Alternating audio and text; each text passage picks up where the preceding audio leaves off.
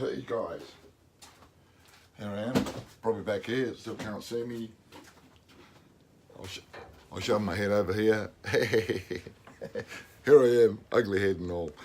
I just want to show you, I'm making up these, I'll turn this around a little bit. I'm making up these bistro tabletops, just out of Aussie hardwoods, what we call Vic Ash. It's a very hard wood. It's probably equivalent to like your American oak. It's a very hard timber like an oak.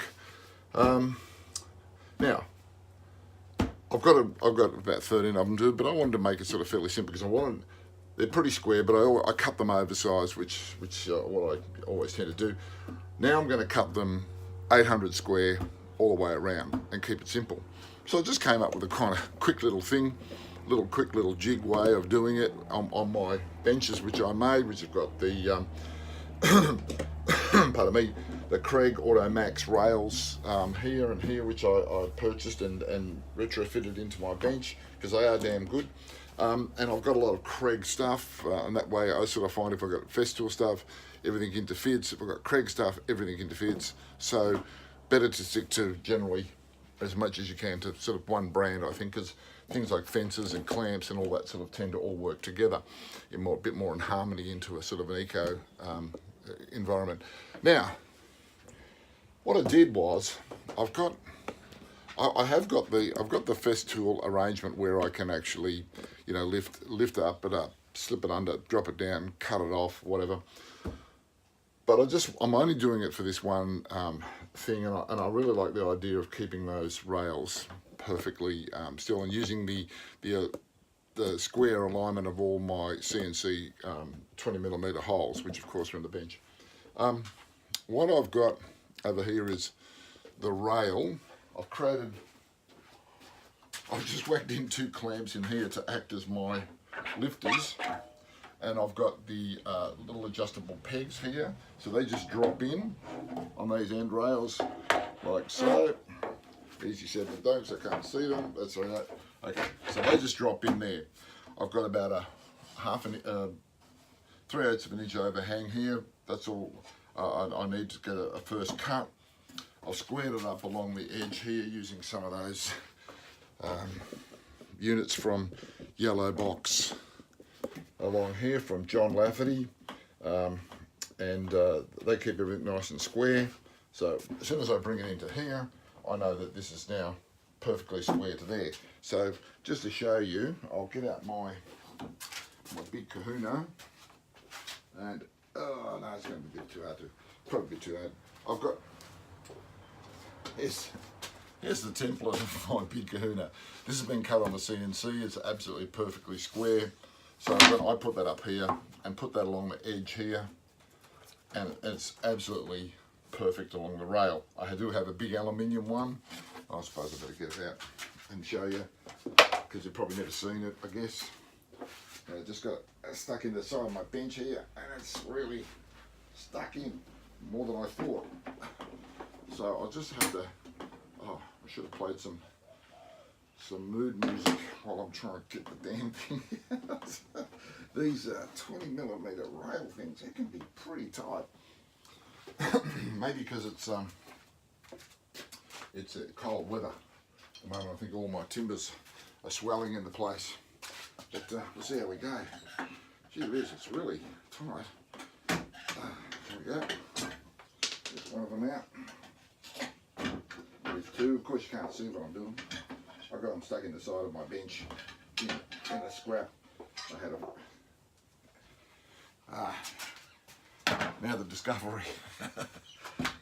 I had them into the side of my bench with some dog hole. I've got dog holes in these which match up to all the dog holes in my bench. But anyway, how's this baby? That's 600mm from there to there. And this, never mind your woodpecker squares, this has been cut on a CNC, it's absolutely spot on. 6mm aluminium, absolutely perfect along there, absolutely perfect along here. You might find this is kind of an interesting little square I made. This is to take a 30mm slot for the Festool routers. Down along the side here, there's a series of 5mm holes and they're set at 32mm apart exactly if you want to do a quick little shelf pins. And this is where I have 8mm wide holes, and they take the Festool plunge drill bit with the 5mm. So this, if you use these ones, they're not going to wear out.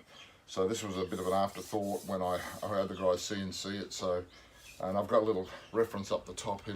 I've got a little nick up here and a little nick down below here. Give me a bit of a reference of where that straight line is. And this is probably if you want to add some extra adjustable rails inside a cabinet which might already been made. You can just slip this inside the cabinet and just drill them through, and they're all going to work. These holes here, they're all 20mm holes. They fit the dominoes. Well, not the dominoes, the dogs. I'll get the dogs off the ground. Okay.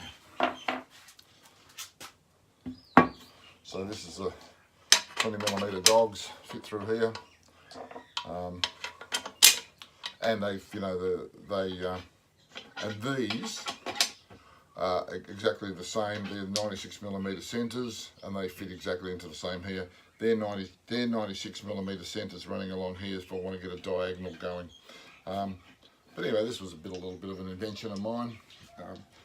I use it all the time, and yeah, it's really good. It's just like I say, I had custom made by some mates of mine who've got a big CNC router. Now get back to what I started. So I just do that. Now over here, I'll sort of get right down to here. This is a Craig flip stop.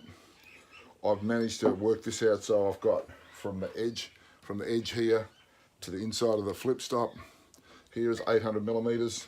So I cut off the excess first, turn it around, drop this down, push it back to the inference back to here, and like I'll show you, that slips through here, drop that down, this pushes back, touches against here, and you know, it's a great reference. And here I've got the clamps over here, and the clamps clamp down the desk while I'm working because they run through on the rail system.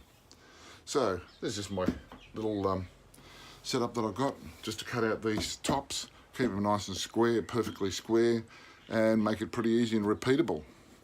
So you can always find something in your workshop. That's what I'm saying. If you've got a system like a Craig system, I've got a Craig rail system on my drills, my router, my bandsaw, over here on my I've got the same system over here on my Capex saw. So therefore everything sort of interfits, and you can sort of you find you can use bits and pieces and do a bit of an ad hoc thing as you need it.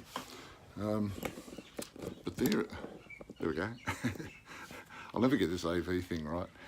But as I've always said, all I've got is an iPhone shoved up on the top of a stand, and I just do it raw as it comes. Actually, I've had a few people say they like it raw like this. Well, that's how I just want to do it. I don't need a fancy production, you know, so I just give a few little tips around the workshop, just like an average bloke. And I just share some of the ideas that I have, or the techniques I do. I do make stuff, and I guess I probably haven't, I'm guilty of not putting up many videos of too many things that I've made, I suppose. But I guess that's just what's, you know, what you do in a workshop, you make stuff, you know. I'm just trying to show maybe ideas I have in the workshop that help you make stuff. Okay, all right, see you guys, see ya.